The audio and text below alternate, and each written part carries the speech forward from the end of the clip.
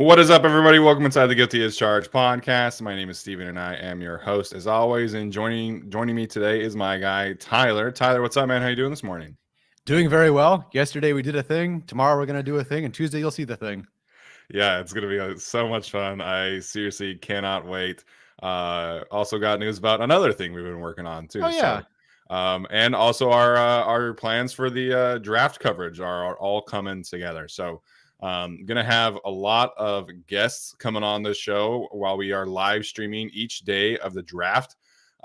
Day 3 is mostly gonna be me and Tyler kind of just chopping it up, but for days 1 and 2 we're gonna have a lot of guests planned out for you guys to be able to listen to. So some thoughts from some big people such as certain somebody from Underdog Fantasy, from the Draft Network, as well as The Athletic. So we got some big guests lined up for next weekend too. So gonna be a lot of fun. Can't wait to do it. Draft coverage, draft night is like my favorite part of doing the podcast. And so, next week is like content creator Super Bowl, and hopefully you guys tune in. Yeah, it's going to be a lot of fun. I'm so excited that I'm going to be there all 3 days. I am excited for Thursday, of course, as everybody is, but I'm actually really more excited for the next couple of days, because then it's just like, what can happen and who's falling, and we're checking our boards. And I think give or take, we've got like 125 to 150 people by the time Thursday rolls around. And that's a lot of fun. I love looking for the other guys and the different things that the Chargers could do. 21, I think we've simulated so many times, but I can't wait for everything. But still, it's going to be fun. We have a lot coming your way next week. Subscribe, follow along. It's going to be awesome. Yeah, it is. Exactly. In terms of like national attention, right? Like Monday morning, there's going to be a lot of mock drafts that come out. Daniel Jeremiah will do his final mock draft, Peter Schrager, all these guys. And that's really when stuff is going to start like leaking out, like full-time leaking out. So, this was at this time last year, the national media was still very much on the wide receiver at 17 train. And then Monday, it all kind of flipped towards offensive line and a little bit of cornerback talk, which obviously they took a cornerback later in the 6th round and the 7th round. But so this is definitely the most important week of draft coverage in terms of national media, because this is really when they're going to be able to pick up some steam on certain things. So it's been very wide receiver, tight end heavy. Obviously, Bijan has some love at 21, but I'm very curious to see how or if the national media narrative kind of changes with the Chargers on Monday and Tuesday. It'll still be wide receiver. I don't see that changing. The national media is going to continue to project an outlier wide receiver that the Chargers would never have gone for before to the Chargers at 21. And I can't wait to watch them do that. I'd love it. Hey, but I think the projections are not off a good idea. Like, I don't think I follow the logic with who they're projecting. I do get some things, of course, but I don't know if we're going to be the ones projecting wide receiver. But I guess we hope we're wrong. Yeah. I mean, I would love to see them add some weapons, right? Frankly, I'm happy at 21 with any of the weapons, any of the pass rushers. Like, I don't think that there's there are some bad case scenarios. Like if they draft a linebacker or a defensive tackle at 21, I'll be pretty upset. But, as long as they add a weapon or a pass rusher, I'm relatively cool. Yeah, that's how I feel. Honestly, looking at the board, considering where the Chargers are, even if they sit at 21, I'm happy with 15 players, it feels like, which again screams, please trade back. Yes. But there's really not going to be a player that they can announce where I go, oh, that's a bad selection. Would I go different directions? Maybe. But if you go receiver, great. You go tight end, great. You go edge rusher, great. Linebacker would be a big no. Corner I would get. Yeah. Safety's probably early considering the group, although maybe it depends on how they officially would announce branch. But generally speaking, I'm happy with any pick that they could make there. So hopefully it's not. In 2019, with Bolt Beat, I tweeted out, there's this player and there's this player. Look at all these different players they could take. And then at the very bottom of the list, I wrote, and Jerry Tillery. And they ended up taking Jerry Tillery. So, I guess it is possible to be potentially disappointed. But even then, I got why they took Tillery, because they needed to get after Brady, get after Mahomes, that sort of thing. So I get it. Yeah, and at least he, checked the physical boxes. And he went to Notre Dame. So, Yeah. It was in the realm of possibilities, I guess. Yes, and there's another player. Notre Dame checks a lot of boxes within the realm of possibility. Okay. I do want to consider this because the Cowboys might fall in love with him. I'm not saying the actual compensation here because I don't think that's happening. No. But unless you mean the first is the 29th pick, then I guess I could kind of see that. So you've talked about on Twitter, like, okay, if and we've talked about if Zay Flowers is there and the Chiefs want him, do we give the Chiefs basically what would end up being Zay Flowers? Although I don't know if we would actually know that. Would you give the Chiefs that for several picks? And then same thing here. If Bijan Robinson's right there and the Cowboys go, I will outbid any single person and give you so much draft capital so we can get Bijan Robinson. I don't know, man. Like, this is the top 5 player on our boards. Yeah. I still think you do have to take him at that point at 21, but the Cowboys could be a team that could legitimately give the Chargers a haul if they fall in love with him that much. Yeah, I would not be shocked if that were the Cowboys thing, although they apparently love Michael Mayer too. So, that makes sense. That's what Dane Brugler did in his mock draft. So I personally would not pass on Bijan Robinson. If Bijan Robinson is there at 21, I'm probably taking him. Yeah. Especially with all the Austin Eckler uncertainty, and that's crazy for us on this show to be advocating for taking a running back, given how much we put into data and analytics. But I think the chance of getting a top 5 player in this class would be too much to pass up on. So you'd have to give me like a ton of picks. And so Daniel Popper did this article of like what kind of packages the Chargers could be looking at in terms of trading down, and they have to get all the way down to 27 to like outright get a top 100 pick and like not have to send anything back in return. So like, even if you trade down with the Cowboys at 26, like the value would dictate that you get a 3rd round pick, but you have to send like a 5th round pick in return, and like, I think you still probably do that trade. Right. But, anything Bills and lower, you can get outright a top 100 pick, and maybe then some. Like if they trade down with the Eagles, I think the value would be like a 2nd round pick and a 4th round pick, and then like you send like a 7th and then you swap first. So with the Cowboys, you're probably looking at like you get a 3rd, you send a 5th, maybe they send like a 7th too to like maybe make it super equal. So the trade value of trading down 5 spots isn't super high, but anything under the Bills, like they can get like a pretty solid return for pick 21. Yeah, absolutely. Another one I've sort of noticed is the Bengals. I went through their mock drafts, and who do they want? They want one of these 2 tight ends. They want one of the premier tackles that are left, and it's a drop off, right? So would they want to risk that? I think the Bengals are a team who could go, maybe we want Michael Mayer or something, and the Chargers go, well, we can find a different pass catcher or an edge rusher. Maybe one of the corners if somebody starts to slip, one of the tackles, obviously. So I think the Bengals are actually a team to keep an eye on too. And I think they are the first one in Popper's mock where it's an outright, you get a 3rd, but it could be wrong. Yeah. For the Bengals, like it definitely is offensive tackle. So I think if you're a person rooting for the trade down scenario, which I think, if Bijan is off the board, if the pass rusher is off the board, I think you want to be rooting for that scenario. So trade down wise, like you want like just the one receiver, just Jackson Smith and Jigba, like off the board. Like maybe you can afford to have, the Seahawks taking one at 20.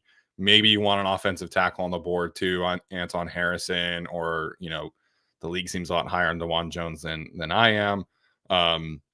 So that's definitely a possibility. I've thought a lot about like the Bills as a trade up scenario, because they reportedly feel like they're like one piece away, like offensive weapon away.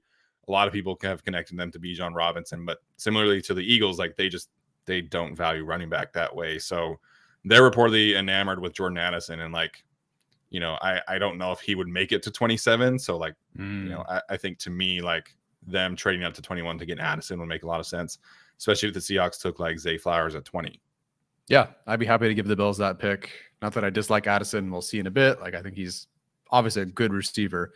I don't think there's anybody who thinks he's a bad receiver, but he's not worth not getting 2 potential picks elsewhere. So yeah, I give him up. Yeah, I would as well. All right, so today we're going to go over our final big board. So each of us have watched and graded at least 150 players. I think I'm sitting at like 170 right now total. I might add a few more after that. So We'll see what happens. I don't think there's going to be really any surprises in terms of top 60 selections for me in terms of my rankings, but I'll wrap it up over this weekend. So we're going to do that. We're going to reveal our top 60.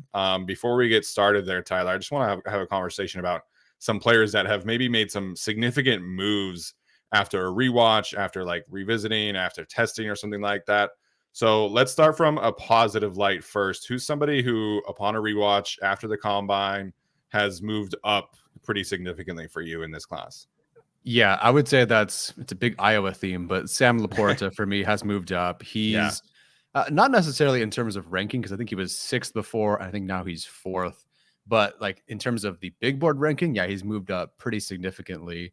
I didn't get him past Darnell Washington, but I do think I even think honestly that I'm undervaluing Sam Laporta. Like I do want to go off. There's a lot more media love for him sometimes, where he's like, oh, this could potentially be like tight end 2 or tight end 3. I'm not quite there yet. And I do want to trust kind of what I saw and generally who he is. But he tested really well. And the more you watch other DB film, or the more I've just seen other people post some things about him and what he can do, it's like, ooh, I didn't see that game. Let me go like double check that one, because I didn't see that particular play or these set of plays that like, oh, I didn't know he could do that. And then you just talk about the pedigree, coming from Iowa and that sort of thing. So yeah, he's moved up my board probably the most, I would say. It's just every time I think about him, he's moved up a couple of spots. Not a top 15 player for me. I don't think anybody really has him in that range, but he's someone who's really moved up the boards. Hasn't necessarily on the mock draft simulators. Like if you go do the simulators, he's basically been the same. He's not like, just thinking about him and Iowa's offense and tight end and all that. Like it's not really like exciting, but the more I just think about it, the more I feel like this is a really solid tight end prospect, and he deserves to be a bit higher up than some guys that maybe I want to take a chance on. But like, no, I want Laporta to be higher. Yeah, no, Laporta is definitely somebody that I think both of us are kind of on the same page there. Although we'll see where you kind of have him in the top 60 here in a second. But I think he checks a ton of boxes for like what teams are looking for in a modern NFL tight end. And I think it's very interesting, right, to do an exercise where like, oh, like we can take X player in the first round, or we can take Z player in the second round, and maybe we're getting a similar kind of prospect, right? And to me, that's like Dalton Kincaid versus Sam Laporta. I think you're getting like a very similar player with Sam Laporta. Stylistically, I do think that Laporta has, a bit more athleticism to him than Kincaid does, for what it's worth. But I think you can do similar things with Laporta that you can potentially do with Kincaid. Put him out in the slot, option route him, isolate him from the backfield. I'm concerned about both of them doing like a ton of inline work, but like you can isolate them from a route running perspective from inline, right? So, it just is, it's an interesting exercise. Like if you're a team who wants Kincaid, maybe you just might wait for Sam Laporta in the second round, but then you also have to play like, okay, what if we miss out on Laporta too? So Sam Laporta is definitely underrated in this class. I think he's a fantastic tight end. Last year, he would have been my tight end 1 in that class. Oh, yeah. Pretty easily too, and that could also be said for Darnell Washington. Like this tight end class is it's just a ton of fun to watch. I think there's a ton of star talent, ton of depth as well in this group. Yeah, I would agree. So for me, I would say this is Myles Murphy. Myles Murphy, okay. I think. Yay!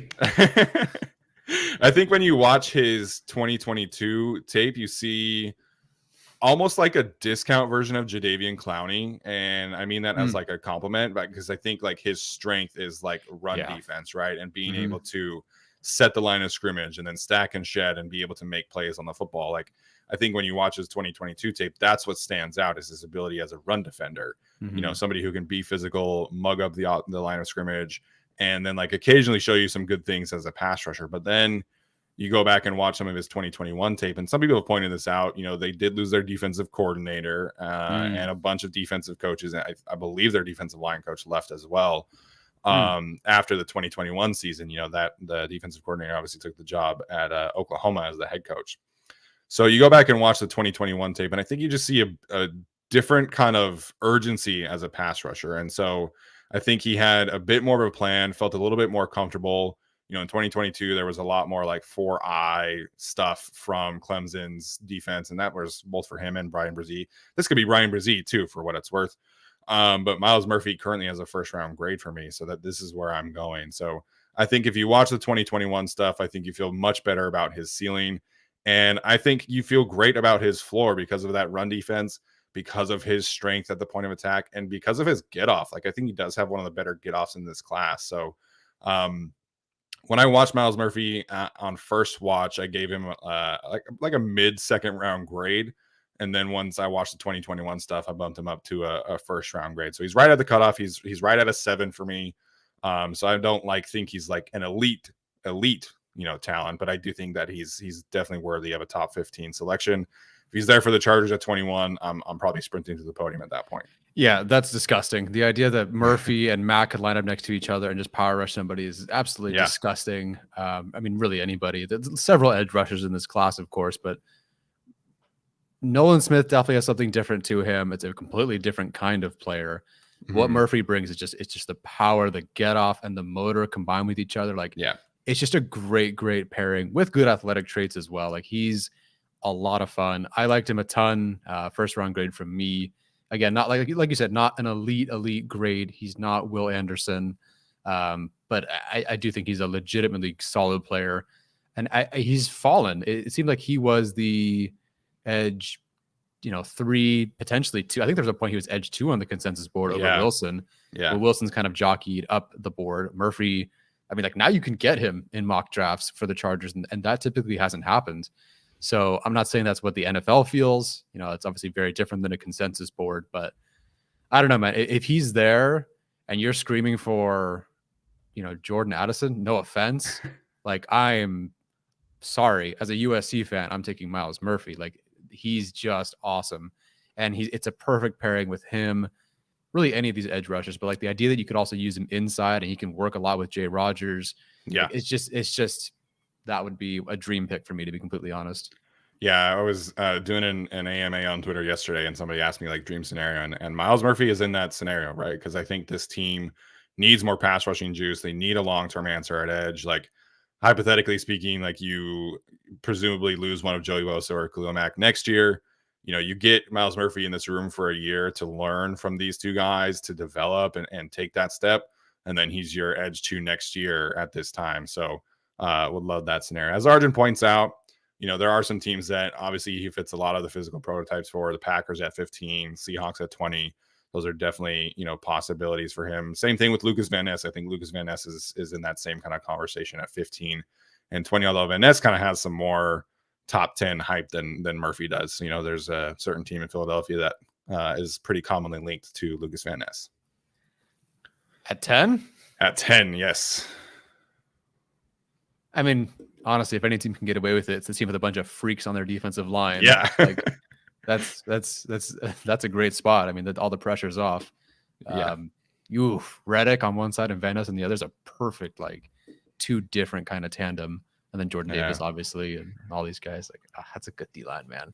Yeah, that defensive line is nasty. They could take I mean, there's a lot of options for them with 2 first-round picks. So on the opposite side of the spectrum, I'll go first here. I think the player that I've kind of soured the most on is Kalijah Cansey, the defensive tackle from Pittsburgh.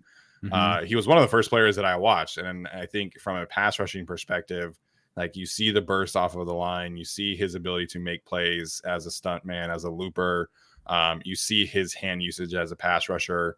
And then you just like keep watching from a down to down basis, and like how these teams in the ACC would go at him in the run game.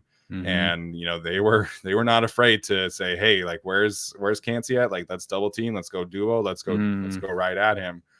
And I think I still had a pretty high grade on him. And then the combine came, and like everybody freaked out because he ran super fast and he jumped high and all that stuff, which are great. But then the official measurements came out, and he's like 6 foot, and he's like 280 pounds or whatever the official benchmarks are, 30-inch arms. Like, I just have such a hard time wrapping my head around a defensive tackle of that size, not being able to defend the run and like taking a first-round pick on him. And of course, there's all the Aaron Donald stuff, right? Which I think is ridiculous, because Aaron Donald's like one of the strongest players in the league. and had no issues against the run. Like, he was obviously an elite defensive tackle all around. So, you know, Kalijah Cansey for me is somebody that I've soured on, just because I don't think you're getting like a 3-down player, and I don't think you're getting somebody who can develop into a proper, you know, run defending defensive tackle. So he can shoot gaps well enough. Like, if you're a 4-3 team and you want somebody to just fly upfield, like, I think he can do that. But then he also takes his self out of run plays as well. So, you know, for a team like the Chargers that really pride themselves on like 2-gapping and like being physical at the point of attack, like, that's just not Kalijah Cansey's game. And the Chargers scheme is all over the league. Like, 10 teams in the league run the Vic Fangio defense right now, where defensive tackles have to 2-gap. So yeah, I have a hard time really buying into Kalijah Cansey as a first round pick. I still really like him, right? I think he makes my top 50, but you know, he's somebody who's fallen quite a bit on my board. Yeah, he's a player. It's tough to say. He's kind of moved, and I think, who was it in the chat? DZ in the chat says the hype has been a roller coaster these past few weeks. That's how it's been for me watching him. And I think we posted him at 6th or whatever, 5th at defensive tackle in our rankings. I know we had the same ranking at the time, and it wasn't like one of the higher ones. And then he's, you know, a great combine, tested really well, and suddenly he was the next Aaron Donald, and people are mocking him to like top 15. Chargers fans are asking for him, and it's not that I don't see it, because I mean, this is someone who's very high on our composite rankings. I think he's number 1 or 2 on our stats-based rankings, like, and that's something I do prioritize in my grades and trying to, you know, figure out who's who and how good someone is. I don't know, man. There's just something about the film against the run, like you said, and the way they would go after him, and then just the transition to the NFL. I was talking to someone about how like Telesco would look at a defensive lineman, and the first thing is arm length, of course, like in terms of measurable attributes. The arm length is the most, you know, is the priority for a Brandon Staley defense and in this defense. But if you do not have arm length, the next thing would be height, and he doesn't have that either. So I know Chargers fans really want him, but I just think that with neither the arm length nor the height, I don't buy that the Chargers would be in on him at 21. To me, he's a top 50 player. Of course, there's so much to like. I need to see it work first, I guess. Like, if Cansey goes into the league and is the outlier that could, and suddenly he sort of kind of can change the way you look at these guys with, you know, with 30.625 arms or whatever it was. 278 pounds or whatever he ended up being, shorter as well. If he works out, hey, then that'll change the way I look at some of these guys and go, okay, well, maybe I don't believe in this or this or that, but Cansey worked out, so maybe I should consider something else. But until then, I got to wait and see. It's funny, though. Someone else mentioned, I forget where it was on Twitter that I saw this, and I had a total flashback.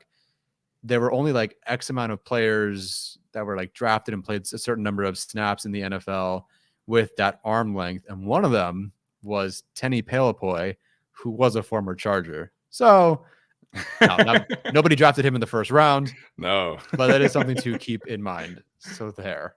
Random fact of the day. Random fact of the day. Is Cansey also your choice then?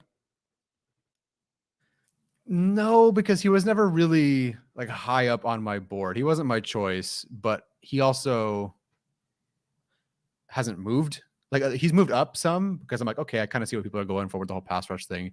Tested really well. Maybe in the right scheme he fits somewhere, but then it's like, okay, now he has to be in a certain scheme, has to fit a certain mold. And it wasn't like, there are things on tape that aren't great. So I kind of moved him down again. So it's kind of just stuck. Like, he kind of just has been in the same spot for me. If I had to pick a faller, okay, one I'll mention real quick because it's the injury concern. It's Tyjae Spears. Apparently there's some medical something that apparently there's an issue. I don't know what it is. So he's moved down for me. Nothing's really been confirmed, but I guess there's an issue. So he's moved down for me. And you know how much I love him. I would say Keon White then, because, and I don't think it's necessarily been a Keon White thing as much as, well, one, I had a harder time, like I think everyone is, solving the puzzle that is Keon White, because, okay, he's a former this, and now he's switching to this, but he could be a D tackle, but you see some traits at edge. He could be a defensive end. So you see some things that work, but then he went, and on film, he looks twitchy and fast, but then he went to the combine and didn't do so hot. You'd hope for, like, if you're going to get a guy who's supposed to be an upside freak athlete, he should probably test like that too, and he didn't. And then just as I kept adding players, he just kept falling down. Like, I don't think there was a Keon White movement as much as, no, I understand that guy's role more and I graded him better. So he's going up and he's going up and he's going up. So I got a lot of guys just pushed Keon White down for me. Not that I was ever very, very, very high on him. He was in my top 8 or whatever we did before. I just think the other players are different positions, but I have better grades, more defined roles, and maybe as much upside. And so he's kind of fallen down the board a bit. I believe still in my top 50, but not as high as he was before. Yeah, I moved him down below Charbonnet in my running back rankings. So he's still number 4 for me. He's still in the top 50, but I think from a medical perspective, like we just don't know enough right now. And so, if he does start to slide on draft night, like that does seem like a real possibility, unfortunately, as much as we, love the player there. Yeah. And then you were never really high on Keon White to begin with. No, I never really saw that one. Never really got it. Yeah. 280-pound defensive end that can't set the edge. Not really my thing. All right, Tyler, let's jump in here to our top 60. Again, this is our final big board ranking. So these are the players that we feel best about in this class. We're going to go 60 up to 1. We'll highlight a couple players in each of the sections here as we really dive into this. So Tyler, you want to kick us off here? Sure. So I'm going to copy and paste my group here.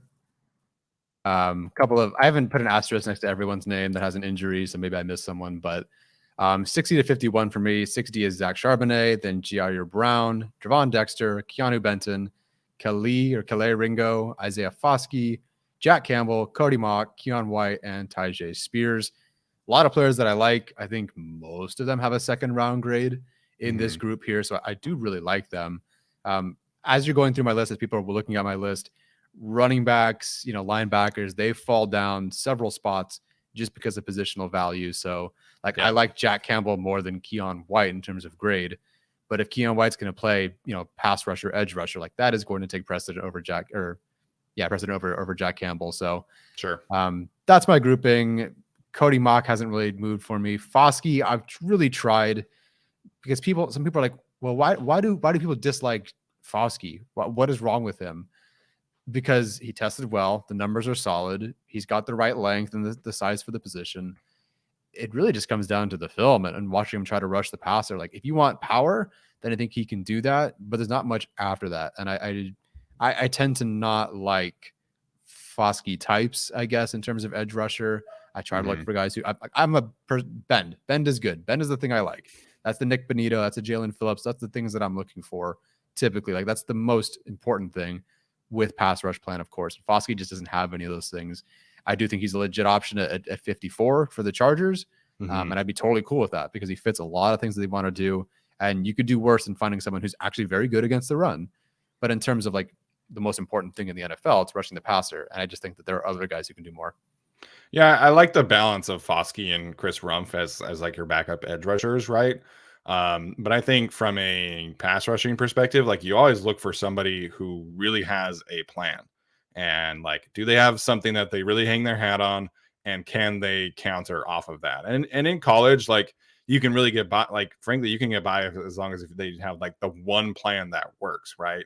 And Isaiah Foskey, like, it's bull rush and it's speed to power. And if it doesn't work, like, it just doesn't work. So, I think as a run defender, he's fantastic. I think you can make an argument that he's probably the best run defending defensive end edge rusher, maybe outside of Tyree Wilson, maybe Miles Murphy too. So he's in that conversation for me. But as a pass rusher, I think there's a lot left to be desired there. All right, so I'll go my 60 through 51 here. Again, like you, I'm just going to copy and paste. And then mine are in italics, so I've got to change that. Okay, so number 60, I have Tyler Scott, the wide receiver from Cincinnati. Number 59, I have Tyreek Stevenson, the corner from Miami. Isaiah Foskey at 58, so we feel pretty similar about him. Antonio Johnson, the safety from Texas A&M at 57. Josh Downs, the wide receiver from North Carolina at 56. Roshan Johnson, the running back from Texas at 55. Drew Sanders from Arkansas, linebacker at 54. DeJuan Jones, Ohio State offensive tackle, 53. Adetomiwa Adebawore at Northwestern, 52. And then Luke Musgrave, Oregon State tight end at 51. So kind of some overlap here in terms of some of these players, but Drew Sanders, I think right at 54, I think is an potentially interesting omen.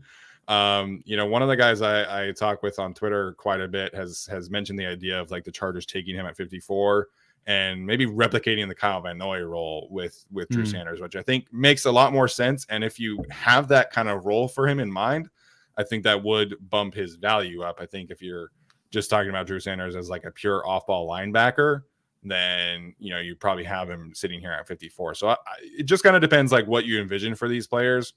I don't know how much I want to like invest a top 50 player in like a hybrid player as opposed to like a true like off-ball linebacker or a true edge rusher. So Drew Sanders is an interesting one. I like his work. As a linebacker, I like him as my second linebacker in the class, but for the Chargers, I could maybe see that working out for them, but I would rather just take it pure edge rusher. Yeah, I would agree. I do like that idea. I kind of prefer it with, I mean, this is easier said than done.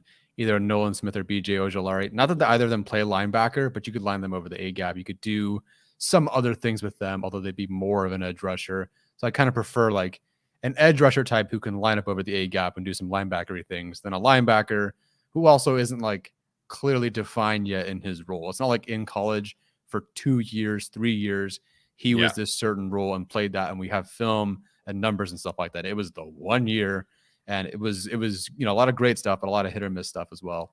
But yeah, that's an interesting one there. Drew Sanders, I think, just didn't make this list, and then I have not watched Stevenson. Luke Musgrave is 50th player. So we're off by one spot. Not too far off on DeJuan Jones, obviously. Antonio Johnson, not too far off. Zach Harrison, I guess, is another person who sort of moved up-ish for me. Although I did have him. I think he was my just missed last time. I just am kind of going to bet on this one working out. Not that I think he's, a top 20 player by any means, but I just have a good feeling about him and the situation that he'll go to. And of course, working with Coach Ed, like I think this is a player who's enormous, who has a lot of more traits and upside, honestly, than someone like a Keon White. Like I think Zach Harrison, if you're looking for, to get Keon White, unless you feel like he's a defensive tackle, I'd honestly rather go for Zach Harrison, especially if you can get him around later, because I just think that Zach Harrison is a big, strong, incredibly fast edge rusher type, defensive end type. And I do really like. So Laporta, I talked about him moving up. He moved up, but to 42 for me. Obviously, Jonathan Mingo is now in my top 50. He wasn't because I didn't grade him when we did our rankings, but he's in the top 50. We talked about Mims versus Mingo for a bit there. I'm going to keep Mims ahead because I do believe overall he was able to show more in college, but it's very difficult for me to say that Mims is easily going to be the better player in the NFL once he gets there. But it kind of just comes down to situation at this point. Yeah, I think I feel similar. Zach Harrison is he'll be like in the 70 range for me, so I don't necessarily super disagree with him at 43. Actually, I think he's probably like mid 60s. My bad. So yeah, he's like mid 60s, but physical tools. I mean, he was like a pretty good track star in high school too. So like, imagine a guy that size running track is just kind of hilarious. But length, size, he's a lot of fun to watch. Okay, so I'll do mine next here. So 50, I have Tyjae Spears at that point, right there at the cutoff. So again, that's more health related than anything else. Cam Smith, the corner from South Carolina, at 49. So similar grade for him between me and you. Jonathan Mingo at 48. Keanu Benton, the defensive lineman from Wisconsin, at 47.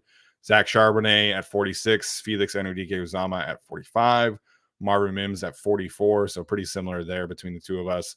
Kalijah Cansey, who I mentioned earlier, and then Jalen Hyatt at 42. Keith Ringo at 41. So the Jalen Hyatt thing has been an experience this year for me too. Initially, like, you watch him against Alabama, and if you just watch Alabama, you're like, holy shit, this is the greatest receiver I've ever seen. Um, and then you just kind of dive into him. I think it's gone a little bit overboard in terms of like the one trick pony thing. I do like his ability to track the ball. I like his ability in contested catch situations. And he only really has had like 1 year of reps. And so I think he can develop more into than just like a one trick pony. So I do have him at 42 because I think there's a play strength concern, right? I think that's a pretty common theme, but I have him ahead of Marvin Mims and Mingo, who two guys who I really, really like. It's just like I said, I think there are some concerns, but I think if all you are is an elite deep field threat, then like you're going to stick around in the NFL for a very long time. So it's kind of crazy to think about the Chargers potentially getting Jalen Hyatt at 54 at this point, when like 2 months ago they would have had to take him at 21.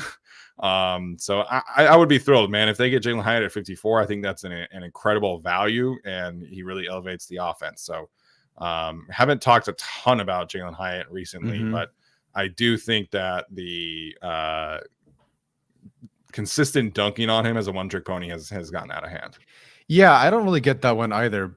I understand that, yes, he is a speed threat. That is his thing. But I think like Trey Palmer is kind of more your one trick pony, even though I think maybe does better work at the top of his routes. But like, I think that he's a bit of a one trick pony. But with someone like a Trey Palmer, you have catching issues. You have, I don't say yak issues, but he's not as proficient after the catch as someone like Hyatt. So yes, Hyatt is a speed threat, deep threat, of course. But nobody could stop him.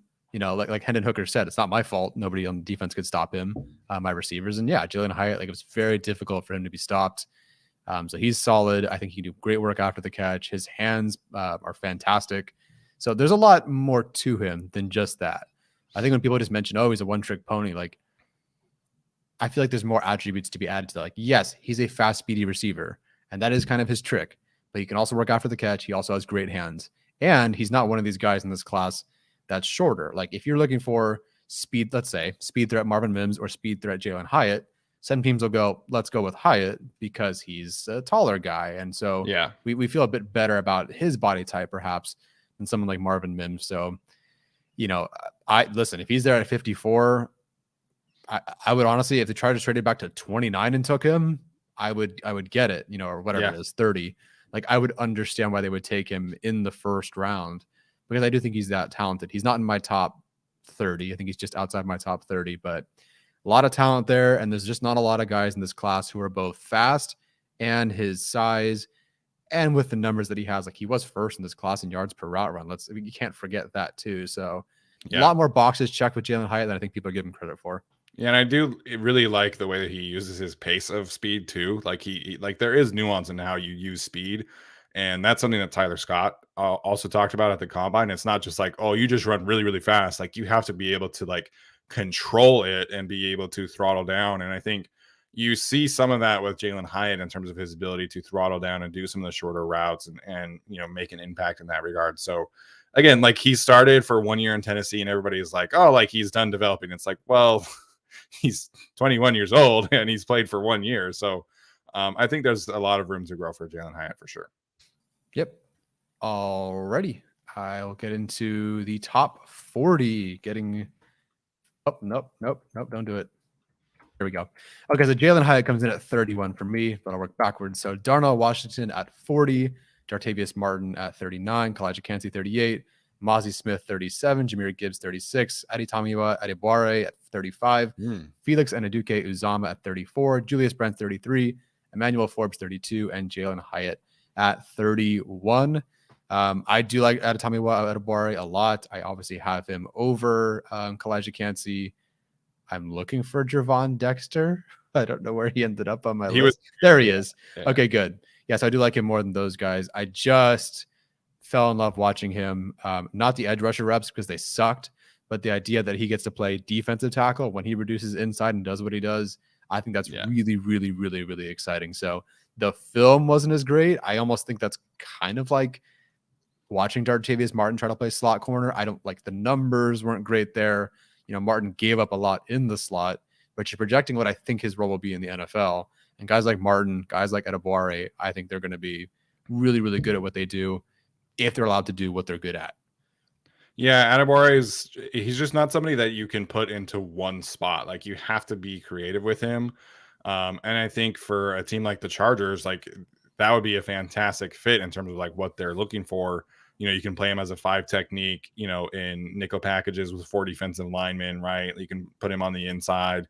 You can play him as an edge rusher, like in sub packages. So, there's a lot you can do with him if you have the horses to do it, right? But if you're going to take him, some people have said like, oh, like we're just going to put him as like a 4-3 defensive end. I'm like, I feel like you're going to do him a disservice then because you want to be able to move him around. So he's somebody I'm very curious about. Dane Brugler was on Prospect to Pros last week, and he thinks that Brian Brzee, Adetima Adebawore, and Mozzie Smith all have a really good chance of being first round picks. And I think his like gathering is that the league is not super high on the wide receiver class, that the tight ends might go later than has been the consensus because there's so many of them this year.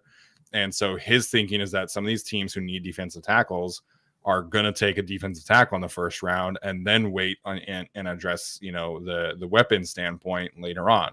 And, he specifically mentioned like the Bengals and the Bills and the Saints, all teams have been kind of linked to like taking a weapon as teams who would probably take a defensive tackle, pass rusher, interior guy, and then address, getting a weapon later on. So Adebawore is very interesting. Like his physical traits are extremely rare. And I don't know if he makes it past like pick number 35. Like I think his traits are worth betting on. So, the film is not great. He did have some really cool moments, especially against like Ohio State, for example, which is a good game to have some good moments, right? With 2 NFL tackles on this list. So I'm very curious to see where the NFL ultimately selects him next week. Yeah, there's a cluster of defensive tackles. It's always about Jalen Carter. But then there's that cluster, like you said, Brzee, Smith, Adebawore, I guess Cansey as well, if you consider him an edge or a defensive tackle, which he is. It kind of just feels like a pick your flavor sort of situation. Sure. I still think Brzee would be the guy to go first of that group because of the pedigree, and everyone's known about him for years. I'm sure people have watched him for years. Yeah. But there's also a lot of question marks with him too. So I think Brzee maybe presents the most upside, but there's also the most question marks there. Well, but I would also say that Brzee's freshman tape is probably the best of the trio. Right.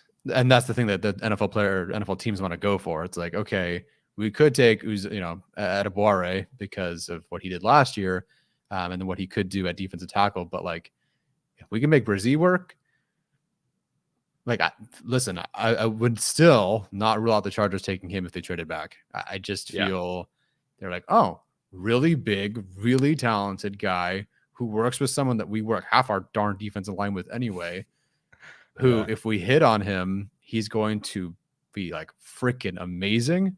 I could see the Chargers doing that. Feels too early. It is too early, but I would kind of get it because he is something special compared to the rest, to be completely honest. Yeah, at 21, it's a bit rich for me for any of the defensive linemen. If they trade back, if they trade all the way down to like, 28 or beyond, then I'm more okay with it. I think of the 3, like I think it would be, I would say Brzee 1, Adebawore 2, and then Mozzie Smith 3, because I think Mozzie Smith's probably a little bit more penciled in as like nose 2 technique, and I think the other 2 you just get some more versatility. Like I think towards the end of 2022, Clemson started kind of putting Brzee as a 5 tech, and I think that really kind of helped him get back on track. Him and Darnell Wright had a lot of fun moments in their bowl game, so like that is something to consider for him as well. All right, so my 31 through 40 here, just paste those in. At 40, I have BJ Ojolari, 39, Quentin Johnston from TCU, 38, John Michael Schmitz, 37, Julius Brents from Kansas State, 36, Matthew Bergeron from Syracuse, somebody I feel like I'm pretty higher on than most people are on social media. 35, I have Jack Campbell, so I know he plays linebacker, but I love the film. And then Brian Mersey, who we just talked about, Sam Laporta, who we've talked about, and then Osiris Torrance, the guard from Florida, and then Jartavius Martin from Illinois at 31. So BJ Ojulari, like, I really want to have him like higher. Like, he's somebody who his film is just like so highly refined. I think he has the deepest pass rushing arsenal in this edge group. Yeah. But like, at the same time, like, everybody's kind of harping on like the poor testing, which he was injured. He did have a hamstring injury, but also like, I didn't really feel like he was like an elite athlete watching his tape. And then he didn't test like an elite athlete. You know, everybody's like, oh, I got to move him down a few spots. Like, I think he is what it is. Like, he's a technician more so than like an elite athlete. So I wish I could put him higher, but I just don't think he has like the highest upside of the group. So I really like him. Film makes me want to put him higher, but just like from an athleticism standpoint, from a burst standpoint, I think there's some concerns there. Yeah, I don't know what it is, but I wish I'd just seen more of Ojulari, like ace kind of the post college, process, I guess, the pre-draft process, I should say. Because watching him, I mean, was he edge 3 or 4 for me? I think it was edge 4 for me when we first recorded, because everything that he can do well, like there's a lot of things he does better than anybody else. Right. And you don't just like wake up and go, I'm going to try a ghost technique today, or you can try that. Right. But it doesn't mean you're going to be good at it. So you really have to work to do that. And if you can do that, you can do honestly anything. You can learn so many different things, but I don't know. I don't know what it is with Ojulari, because I don't think he moved a ton for me, but I never got to move him like up. I just never really felt like there was a reason to move him up. The testing wasn't great, sure, but I never looked at him and thought like, oh my God, like this is the guy's going to test really well. I didn't think he'd test poorly. He also just didn't flat out test in some areas. I think 3 different areas he didn't test as well. So tough to say, but I like him for the Chargers in a trade back scenario. If the Chargers took him and they traded back in the first round, I would get it. I know that Staley I don't think he's drafted anyone from LSU over the last 2 years, but like there is a love for that conference. Flew his own self down to watch Stingley last year and the other guys there. So I do like Ojulari a lot. He's going to be, I'll just throw him up next on my list. So he's going to be 30th for me, because I think there is just enough to like about him, but I do have some question marks, but still a lot of good things. Okay. Cedric Tillman. Wow. 29. Yeah. So no, I didn't. So let's just for like some reference.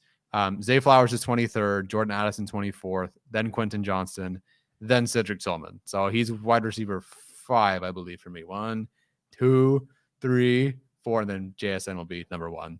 I just was looking at any point in this darn draft process to find any player who could do any, meaningful thing against good defenses consistently. And I feel like watching some of these guys, like even watching Quentin Johnston versus Julius Brents shut him down the entire freaking game until Brents fell over, and then Johnston got a go ball on like an out and up or something, and scored a huge touchdown there. But almost the entire game, outside of one slant, shut down. Cedric Tillman was like one of the last wide receivers I watched, and I just fell in love. I stopped watching Calais Ringo to watch Cedric Tillman, and that's honestly probably the first time this entire process I've noticed who somebody else was while watching somebody else, because I just was like, okay, I'm gonna watch Ringo. Supposedly he's like maybe not the top 3 corner by any means, but one of the better ones. And Tillman was like, come back, go ball, draws a penalty. Like, I'm like, okay, this guy has something. So I dropped everything and watched him. And then I just watched a ton of the 2021 stuff. And it's like 350 yards and 3 touchdowns against Georgia and Alabama. And I'm like, is there anybody in this class really outside of, well, funny enough, Hyatt on his own team, who could show me that they could put up 350 yards against 2 of the best defenses? Like that's Georgia and Alabama last year too.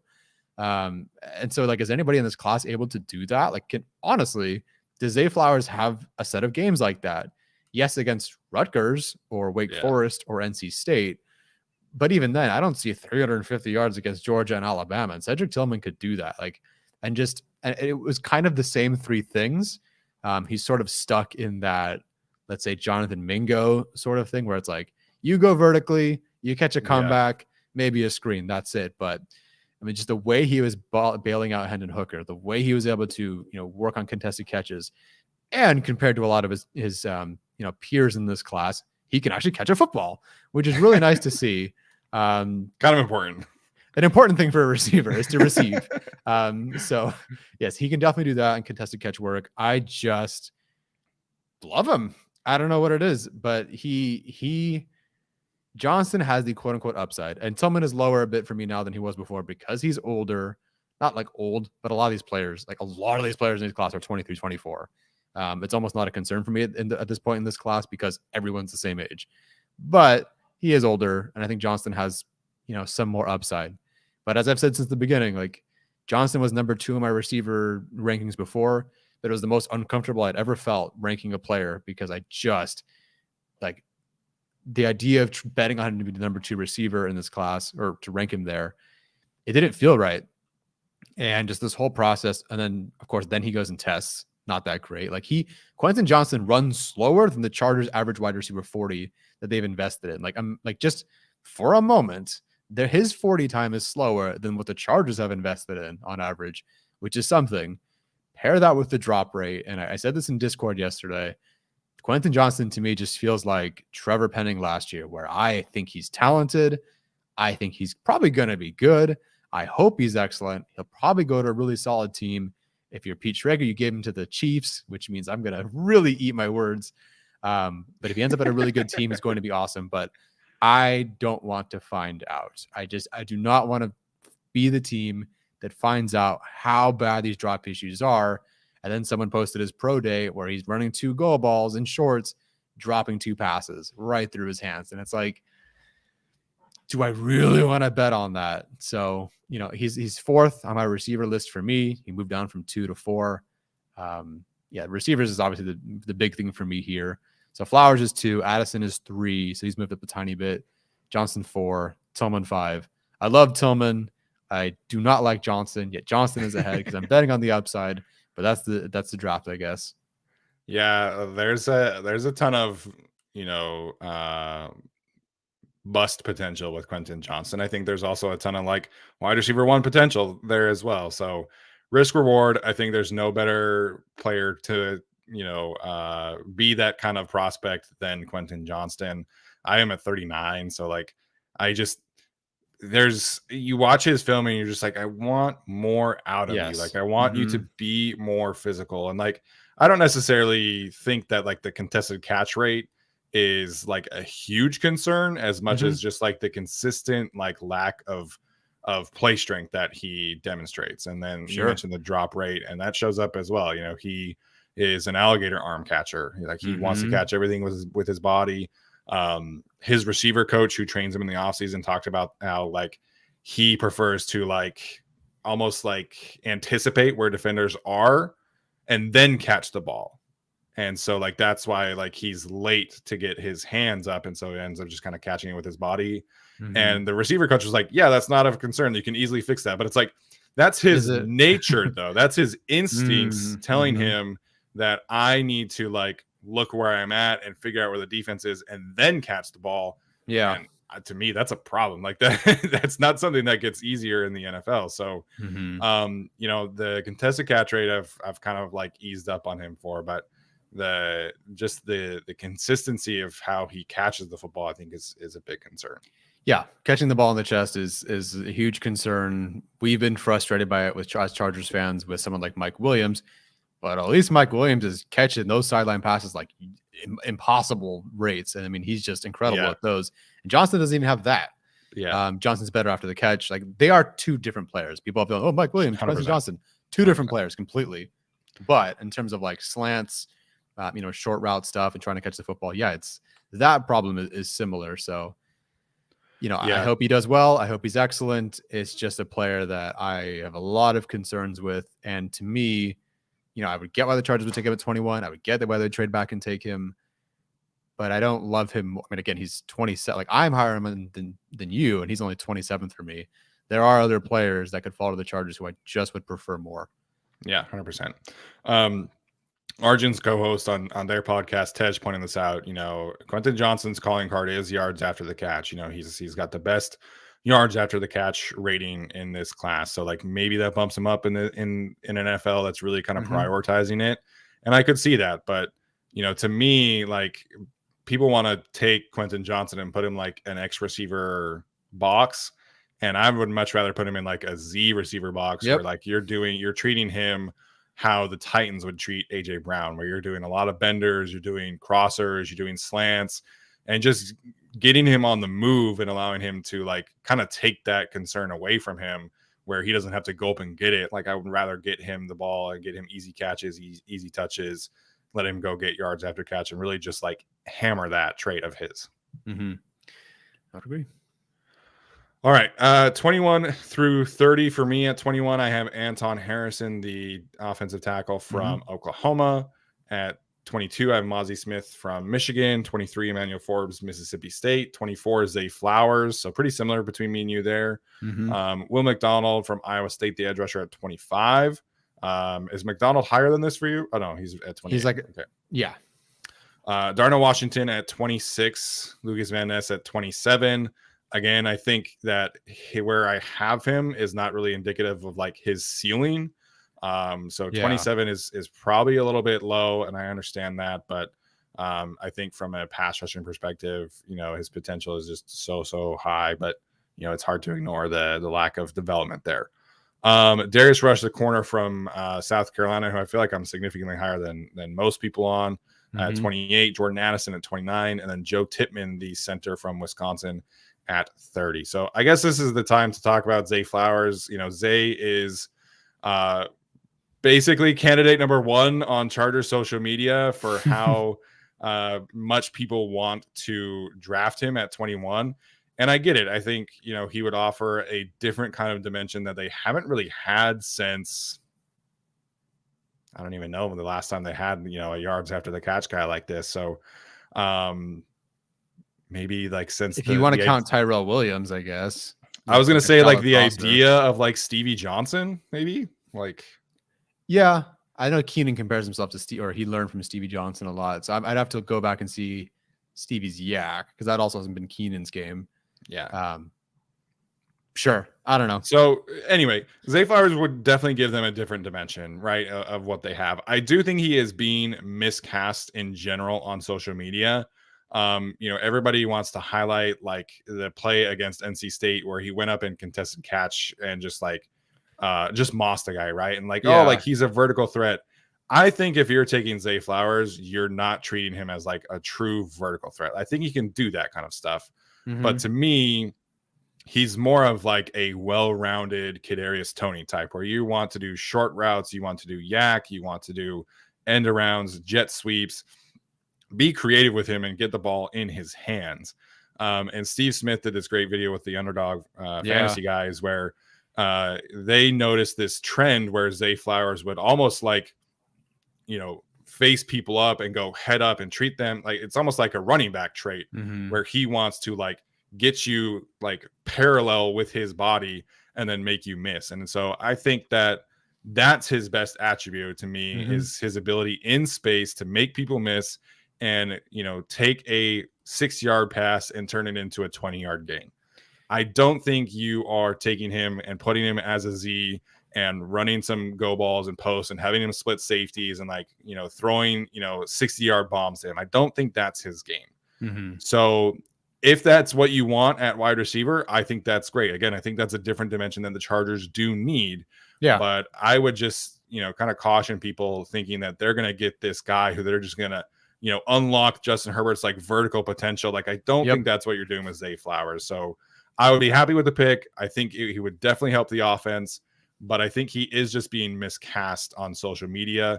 And also, like, I am at 24, you am at 23. People talk about him like he's this can't miss wide receiver, that he's this no-brainer pick. A lot of people have him first round grades.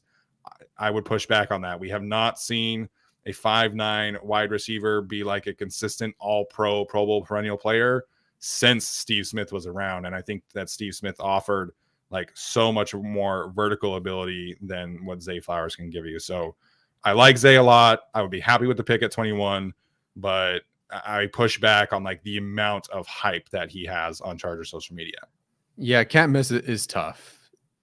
And the first round grade thing, like I do want people, I know this is like one of the best receiver prospects ever, but like Jamar Chase had a first round grade, and Jalen Waddle had first round grade, and DeMonte Smith had a first round grade. That to me is who's deserving of a first round grade. You know, like I'm not saying that every player, we all evaluate different things, right? But I think people are trying to find someone to give a first round grade to for Zay Flowers, and maybe even just like confusing going in the first round with a first round grade. Right. But like he's Dane Brugler's like 32nd player in this class behind Jalen Hyatt as like wide receiver 6 or 7. I'm not saying that's for everyone, but I mean, Dane Brugler, you know, him and Jalen Jeremiah are two guys that, yes, they do their own thing. They have their own rankings, but some of it's also based on how the league feels as well. And I think it's notable. I'm curious where Daniel Jeremiah's final, rankings are, but it's notable that Dane had him that low. Zay Flowers is not a can't miss prospect. I don't think someone with that height is a can't miss prospect. And I think the thing that people aren't talking about that they do with Johnston is the drop rate.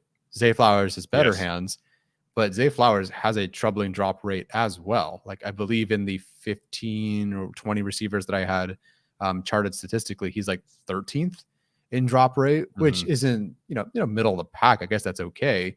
But if you want to tell me about a first, can't miss prospect, he can't miss. And if he's dropping like that and he's 5'9", and he's not also running a 4.4 or 4.3 or whatever, then there's some issues. Like for me personally, I feel better and felt better about Elijah Moore coming out of college because I'm sort of like a Cedric Tillman. He went to, faced Florida, 150 yards, faced Alabama, 200 yards, never dropped a thing, tested through the roof. Outside of height, he was like a 90th percentile thing everywhere. His yards after catch were like first in the class. I think that's more who I'd give a first round grade to than someone like Zay Flowers, who I have a bit more of a, a couple more question marks about. And I do like that you brought up the point about people can, quote unquote, confusing him with being this vertical threat. I watched as much of Zay Flowers as I could. I watched him for the show that we did a while ago. Then I went back and watched more of him. I probably watched like 9 games. That's like 4.5, 5 hours of just him doing things in 2021 and 2022. He can, in one play, win vertically and do things that change a game. And he did that. And I think Chargers fans are holding on to the highlights of him winning vertically rather than the film, because I watched a lot of Zay Flowers to really make sure I felt a certain way about him, or move him down, move him up, or whatever. And he is exactly as you described him. Now, maybe his role can change a bit, of course. You love him in the short area. He's an excellent, especially for his size, blocker. He does have that physicality. He runs after the catch so well. He's just so confident with all of that. And that's what makes him wide receiver 2 for me. And I think for you as well, because he's got so many things that he's good at, but you just can't characterize him as a vertical threat, because I don't think he has the size nor the speed to make that work. Yes, he can lean, beat leverage. He understands blind spots very well. Every time he was winning deep, for the most part, he got someone corner to lean one way and he would go the other. Fake corner, go to post, that sort of thing. And that he can do very, very well. But he's not as fast as everyone hopes he is. And he's obviously not a very tall guy. So I love him for his potential role. I think there's a lot he can do, but I don't think he's the vertical threat that everyone thinks he is. And I definitely don't think he's a can't miss prospect. And I guess, final word on this is that I don't think the Chargers would prioritize someone of his size. And I won't bet that they do, because they haven't. So if that changes, kind of like anything we've been talking about, if the Chargers go and get Zay Flowers, and maybe Telesco's, everyone, there's a new regime next year. But if they get Zay Flowers, then maybe I'll start, working with this idea that they would go for someone who's 5'9", 180. But until then, I don't believe it. Yeah, I feel the same way. College usage is not everything, obviously, but his average depth of target was like barely above 10 yards at PC. So, you compare that with other guys who are like true vertical threats. Like Jalen Hyatt's average depth of target was 14 yards. Marvin Mims' average depth of target was 17 yards. Trey Palmer, 13.5. Quentin Johnson, 13. So, it's just like, you can really like see how much, an offense is like playing to your strengths. And like, again, I think he can win vertically. I don't think that's how you are going to use him in the NFL as like the best thing. Like theoretically, if the Chiefs take him, like they're not pushing the ball down the field with him. Like they're going to get the ball in his hands and let him just like feast after the catch. Like that's what the Chiefs would do. And so I think that kind of gives you, like a potential idea with him in that regard. Yep. All right, Chad, let's move on to the top 20 here. Okay, in my top 20, that's all the receivers basically. So 20th, Broderick Jones, 19, Tippmann, 18, John Michael Schmidt, 17, Lucas Van Ness, 16, Peter Skoronski, 15, Deontay Banks, 14, Dalton Kincaid, then Branch, then Smith and Jigba, and at number 11, I have Darnell Wright. For some reference, this right here with Deontay Banks is my cutoff for first round grades, although he's kind of teetering, so we'll see how things shape out. Skoronski is a high second, but just couldn't quite get him there. Everyone after this is going to have a first round grade. So Banks, the 15th player, I'll probably have 15, maybe 14, depending how I feel when I wake up, I guess, on Thursday. But yeah, 15 will be my max out, I think, for first round grades this year. Yeah, that's the same kind of conversation for me. I'm surprised you had Darnell at 11. I thought he would crack your top 10. These darn corners, man, they just make it difficult.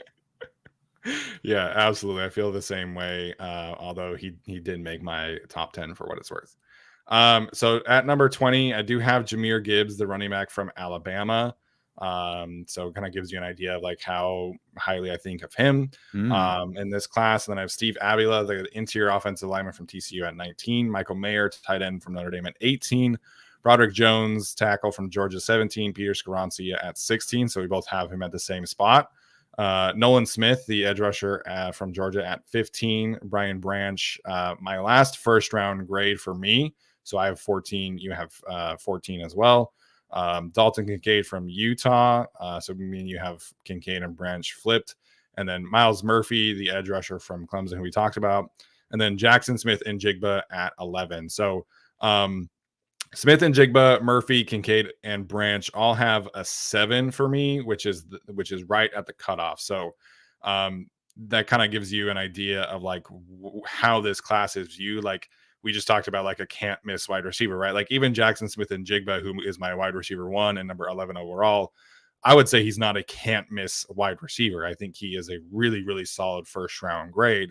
But like can't miss for me are the players who are going to be like top 5 options, and I just don't see that in this class. So really like Jackson Smith and Jigba. I obviously did not rewatch the Rose Bowl for obvious reasons, but I think he gives you the highest floor of this class, and like I think he's going to be an Amon-Ra St. Brown kind of type who can just really like give you a lot of stability from the slot, give you a good amount of yards after the catch. He's not going to be like a vertical threat, but he's gonna be a constant threat for like 100 catches, 1,200 yards kind of player. And I think like you take that in this class all day.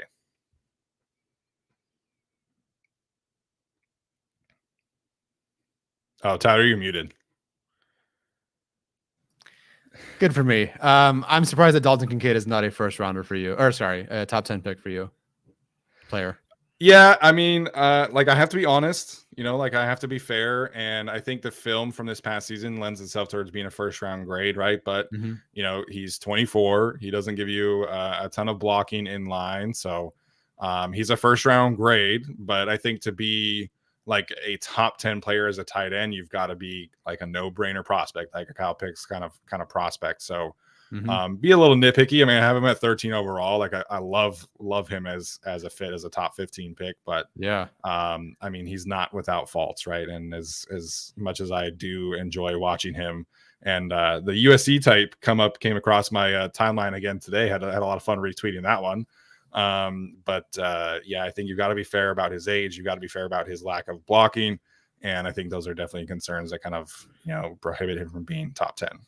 Yeah. Well, I hope you enjoy the USC film next year when you play them. I will. We're gonna have a lot of fun. We brought a lot of guys back too, so it's gonna be fun. Okay, be fun games. Those games are always fun. It's the class of the Pac-12 right now. Yeah. Well, the Big Ten's finest. We're coming at you.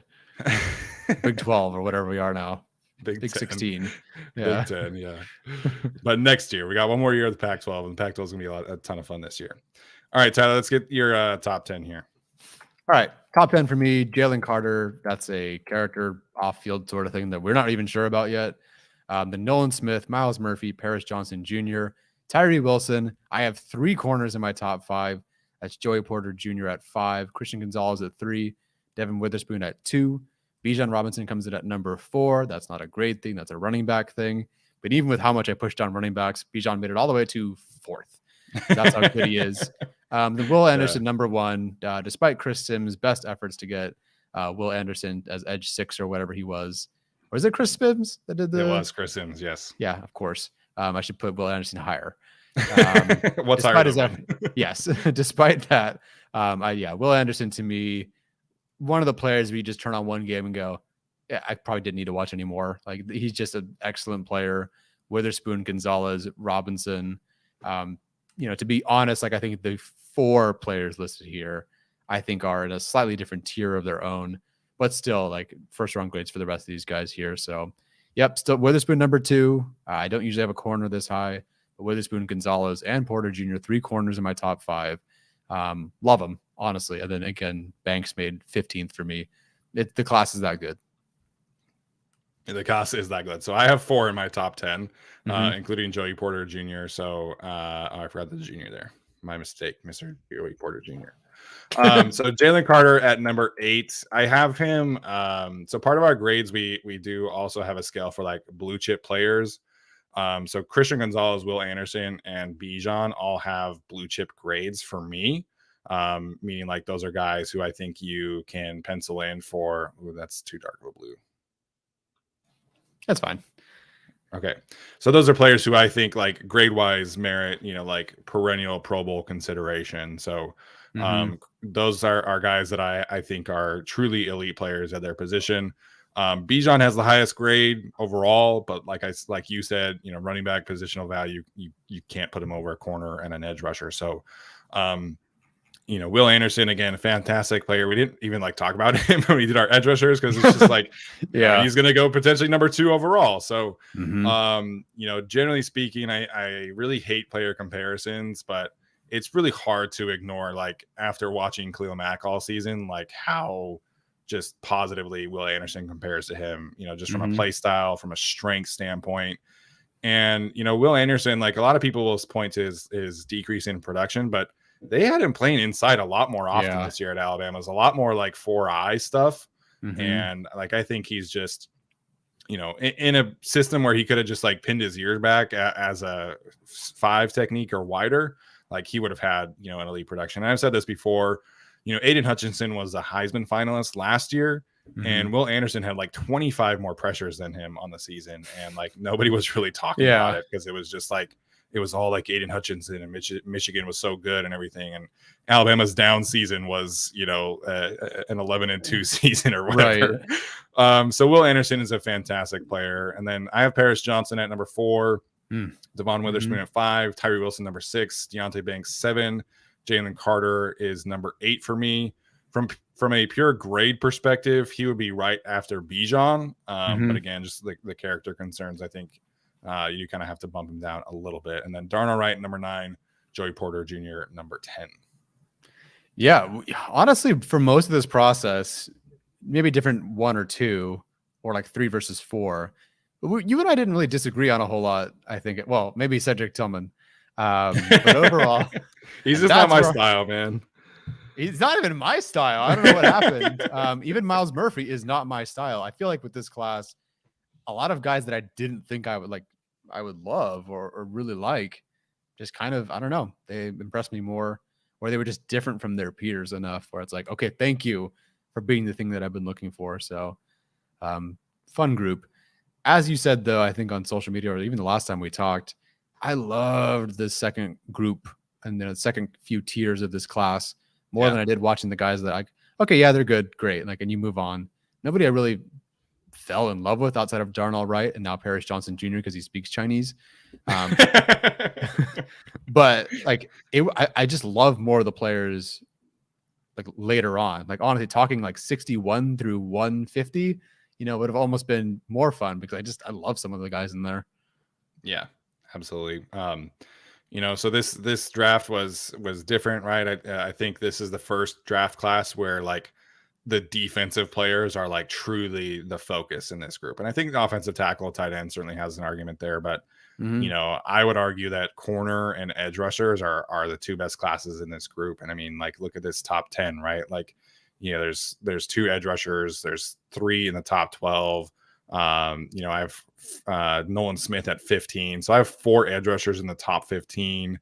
I have 5 corners in the top 15. You know, it's just 6 corners in the top 23. Like, those 2 groups are so fantastic. And I understand like why everybody wants the Chargers to draft a weapon, and I get that. But like from this draft class, like the strength in terms of first round talent is defense. Like, this top 25 is littered with corners and pass rushers. And I think like if the Chargers take one, I think it's because they realize that they can get some really good offensive talent on day 2. And I know people will hate that, but this top echelon of this class it's defense. Yeah, I think I was going through the last I checked for the consensus big board. I think either 29 or 31 of the top 100 players were edge or corner. Like, every third pick is going to be one of these players. And I wouldn't be surprised if 80% of those guys were in like top 50 or top 60, to be completely honest. Like, yeah, it's just like defense is so good in this draft. And then, I mean, some people would argue that like Jalen Carter's the best player in the draft, and he's not even technically, you know, an edge rusher. He's not a corner. You know, there's a lot of really good defensive tackles in here too. So yeah, I personally am leaning defense for the Chargers, both what I think they should do and what they will do, but who knows? Yeah, I mean, to your point, I had 1 defensive tackle in my top 60 last year. There are in this class. So I have 11 corners with top 60 grades. I have 9 edge rushers with top 60 grades. I have 6 defensive tackles with top 60 grades. Like, that's the group, man. Like, this defensive front 7 and cornerbacks, I think are so much fun in this class. So, you know, I guess we just gotta, if you see the Chargers take a defensive player in the first round next week, don't be surprised. At least we talked about it. I know 90% of the media coverage is about Bijan Robinson or one of 3 receivers, but I promise there's other guys in the draft that are really freaking good. And I know they're not a lot of fun. And I know nobody wants to watch, you know, edge tape or corner tape, or you can't even watch corners, you know, on YouTube. But I promise you, man, these guys are good. They're really good. And if it's not a receiver at 21 or 29 or whatever, I'm probably really still happy, because there's a lot of good defensive talent. And last time I checked, the Chargers blew a 27-0 lead. And so defensive help is not the worst thing in the world after a game like that.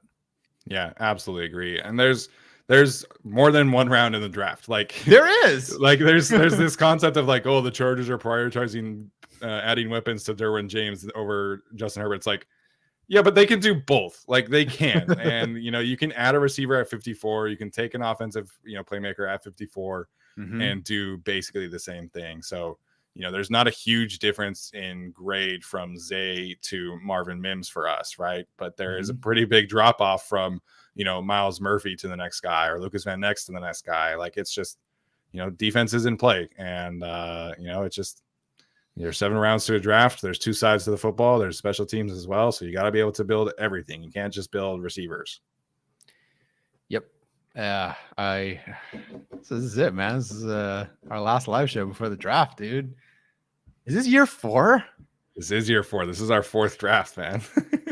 Our first one, we had like 20 people on Zoom watching with us, and we all lived in different places, I'm sure. And I mean, I wasn't even engaged. Like, oh my gosh. Yeah, it's pretty crazy. I was in a different house. You know, I had been in California for like a year. So yeah, were you still in school too? Like, I was still doing my master's program. Yep. I feel that. You're almost there. With you. Yes. You're almost there. Yeah. 4 years, 4 drafts. Of course, it was the Herbert draft. Wish I had been in, you know, this whole thing for a year before we got to Herbert, but that's okay. Yeah. Like, I think looking back at that draft, like, obviously Herbert's a big, you know, scouting lesson to not necessarily punish your like the college system and everything like that. Yeah. I feel okay about my takes because I wanted Tristan Wirfs or Jedrick Wills, and Tristan Wirfs is like one of the 2 best offensive tackles in the league. So I feel okay about that. At least he's not a small linebacker and playing for the Cardinals. That's pretty useless. So I feel okay. Yeah, that thing for me was dumb because I was like, well, okay, I have a first round. I had 4 first round grades on the first 4 quarterbacks. I don't know what I was doing. I don't even think we had all 22 then. No, but so it was a whole shit show and a mess. But I was like, you know what, man, these tackles, that Simmons guy, like they have first round grades too, and they could be even better. I'm an idiot. If the Chargers were at 6 right now, and I had a first round grade on 4 quarterbacks, I'd be going, yeah, of course you're taking one of those guys. Yeah. But the things change. The way you learn more things. Now I know what EPA per play is, and I know how to get to all 22. And now I'm watching Old Dominion versus Appalachian State tape. You know, because things change, man. So yeah, it's been a ride for sure. And we got something for y'all. Yes, cannot wait to share what we have in the works coming. So, like Tyler said, this is going to be our last live draft show until Thursday. We will have another episode for you, but that's going to be recorded privately, so that'll come out later on. But I'm going to have a ton of fun next week doing the draft. We didn't do the live streams last year because we were in Vegas for the draft, and we recorded at Blue Wire's studio in Vegas that year with Arjun. So that was a lot of fun. This year, it's going to be a lot of fun as well, being able to be live with all of you guys and have, like I said, we're going to have a bunch of guests, bunch of big time shows coming next weekend. So can't wait. This is going to be, I think, the busiest and best week of the podcast since we started. And that's factual. That's a fact. Probably not even close. So, this is the best side gig I could have ever asked for. Nothing that is coming would be possible without all of you guys here in the chat that support the show, that watch after the fact, that listen after the fact. So Tyler and I are incredibly grateful for all of you guys who continue to support the show, Patreon supporters, Discord members. Like, this has become something that I don't think either of us really thought it would 5 years ago when we really started talking about it. So it's gonna be a lot of fun stuff next week. Hopefully you guys are as excited about it when it happens as we are, because like I said, none of this would be possible without all of you. It really feels like an us thing, like a community thing. Like I see the same, now we've done live for 2 years now or 3 years, whatever it is, and seeing some of these same guys that we've been talking to for a while, someone like Riley Williams, who pops in here every once in a while, who like named our podcast, and we've been talking to him for a while. And yeah, it's just really cool to see this community. I just think you've embraced us. I sometimes I don't know what I'm doing, to be completely honest, on here, because this is not my priority 1, 2, 3, or 4. But I think Steven and I and everyone we've worked with over the last few years, like, worst case scenario, agree or disagree, we really put in the work to make this work, and that's going to pay off, and it has paid off in a big way. Guilty as charged, community, listeners, everybody, like, come Tuesday, we're going to blow the fucking roof off of this place in an unprecedented sort of way. Yeah, it's a dream come true. So thank you, everyone. Yeah, sincerely, we mean that. This has been a ton of fun, exceeded all expectations, and, continue to put in the work.